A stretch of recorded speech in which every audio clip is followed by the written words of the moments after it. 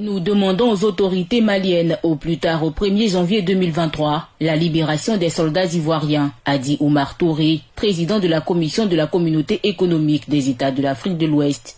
La logique question qui nous vient en tête est qu'est-ce qui arrivera-t-il si le Mali ne se plie pas à l'injonction de la CEDEAO? Un diplomate ouest-africain sous le couvert de l'anonymat paraphrase les propos du président de l'organisation sous-régionale. À défaut, la CEDEAO prendra des sanctions et se réservera la possibilité d'agir si les soldats ne retrouvaient pas la liberté avant le 1er janvier. Dans les sanctions supposées prévues par la CEDEAO en cas de refus d'obtempérer du Mali, il y a l'expression se réserve la possibilité d'agir qui inquiète. Le Mali étant un pays de l'interland, partage beaucoup de choses avec ses voisins. La Côte d'Ivoire, dont les soldats sont aux mains du Mali, fournit du courant au Mali, en plus de lui accorder une plateforme dans ses ports pour ses importations et exportations. Le Togo, la Guinée, le Ghana sont aussi des pays de la CEDEAO qui offrent leurs services au Mali. À imaginer que tous ces pays privent le pays d'Assimi Goïta de ses prérogatives, il ne sera que l'ombre de lui-même. Sans oublier que se réserve la possibilité d'agir peut s'interpréter de diverses façons, y compris l'action militaire pour contraindre Assimi Goïta et ses amis à s'exécuter. Mais bien loin de là,